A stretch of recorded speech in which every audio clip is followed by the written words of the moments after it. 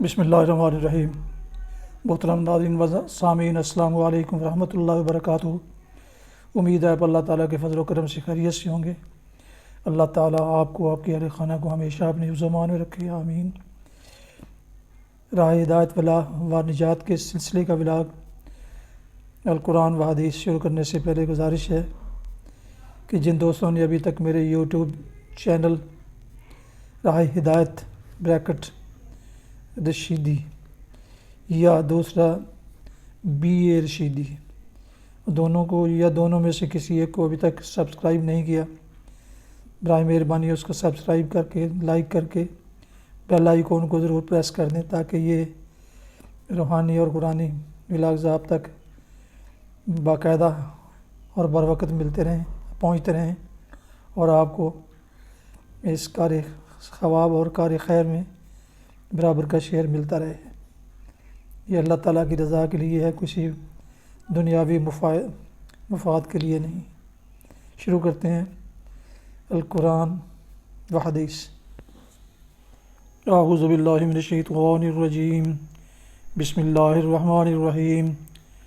للرجال نصیب مما ترک الوالدان والاقربون وللنساء نصیب مما ترک الوالدان والاقربون مما قل منہ او کثر نصیبا مفروضا وإذا حضر القسمة أولو القربى والیتامى والمساکین فارزقوهم منہ وقولوا لهم قولا معروفا۔ صدق اللہ العظیم۔ ابھی آپ کے سامنے سورہ النساء کی آیات مبارکہ 7 اور 8 کی تلاوت پیش کی گئی، جس کا اردو ترجمہ پیش کرتا ہوں۔ للرجال نصیب مما ترک الوالدان والاقربون، مردوں کے لیے اس مال میں حصہ ہے جو ماں باپ اور رشتہ داروں نے چھوڑا ہو، اور عورتوں کے لیے بھی اس مال میں حصہ ہے جو ماں باپ اور رشتہ داروں نے چھوڑا ہو، خواہ تھوڑا ہو یا بہت، اور یہ حصہ اللہ کی طرف سے مقرر ہے۔ اور جب تقسیم کے موقع پر کنبہ کے لوگ اور یتیم اور مسکین آئیں تو اس مال میں سے ان کو بھی کچھ دو، اور ان کے ساتھ بھلے مانسوں کی سی بات کرو۔ تلاوت کی جانے والی آیات مبارکہ کی تفسیر پیش کی جا رہی ہے۔ جو ماں باپ اور رشتہ داروں نے جو حصہ چھوڑا ہو، خواہ تھوڑا ہو یا بہت۔ اس آیت میں واضح طور پر 5 قانونی حکم دیے گئے ہیں۔ ایک یہ کہ میراث صرف مردوں کا حصہ نہیں ہے بلکہ عورتوں بھی اس کی حقدار ہیں۔ دوسری یہ کہ میراث بہرحال تقسیم ہونی چاہیے، خواہ وہ کتنی ہی کم ہو، حتیٰ کہ اگر مرنے والے نے 1 گز کپڑا چھوڑا ہے اور 10 وارث ہیں تو اسے بھی 10 حصوں میں تقسیم ہونا چاہیے۔ یہ اور بات ہے کہ ایک وارث دوسرے وارثوں سے ان کا حصہ خرید لے۔ تیسرے، اس آیت سے یہ بات بھی مترشح ہوتی ہے کہ وراثت کا قانون ہر قسم کے اموال و املاک پر جاری ہوگا، خواہ وہ منقولہ ہوں یا غیر منقولہ، زرعی ہوں یا صنعتی یا کسی اور صنف مال میں شمار ہوتے ہوں۔ چوتھے، اس سے معلوم ہوتا ہے کہ میراث کا حق اس وقت پیدا ہوتا ہے جب موروث کوئی مال چھوڑ مرا ہو۔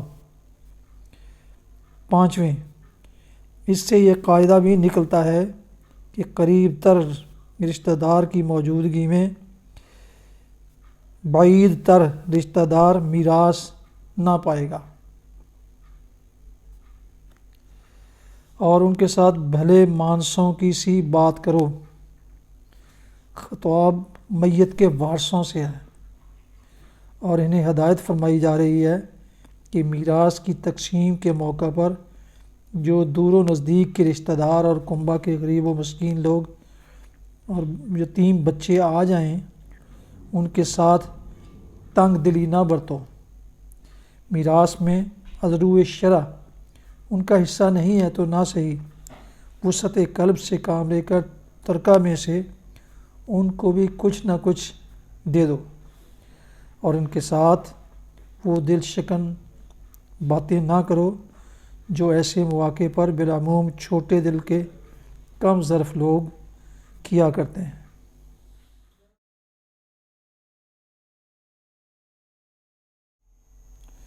حدیث مبارکہ سماعت فرمائیے۔ حضرت ابن عمر رضی اللہ عنہما سے روایت ہے، رسول اللہ صلی اللہ علیہ وسلم نے فرمایا، تم میں سے کوئی شخص ہرگز اپنے بائیں ہاتھ سے نہ کھائے اور نہ پیے، اس لیے کہ شیطان اپنے بائیں ہاتھ سے کھاتا اور پیتا ہے۔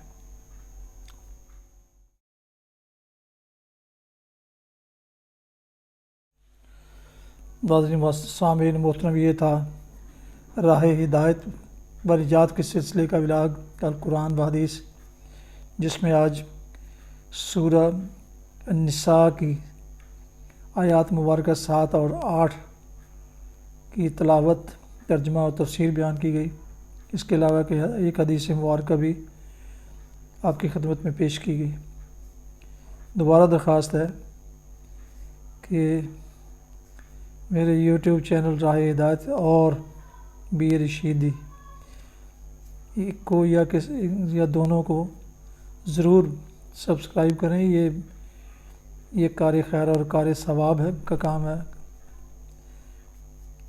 لہٰذا اسے ضرور سبسکرائب کر کے لائک کر کے بیل آئیکن کو ضرور پریس کریں، تاکہ آنے والے ایسے روحانی اور قرآنی ولاگز آپ تک باقاعدہ اور بر وقت آپ کو ملتے رہیں۔ اللہ تعالیٰ آپ کا حامی و ناصر ہو۔ اللہ تعالیٰ آپ کو، آپ کے اہل خانہ کو ہمیشہ اپنے حفظ و امان میں رکھے، آمین۔ اپنا بہت خیال رکھیے گا، اپنی دعاؤں میں پاک وطن، والدین، اعزاء و اقارب، دوستوں کے علاوہ اس ناشیز کو بھی ان میں شامل فرمائیں، تو انتہائی مشکور ہوں گا۔ السلام علیکم ورحمۃ اللہ وبرکاتہ۔ پاکستان زندہ باد۔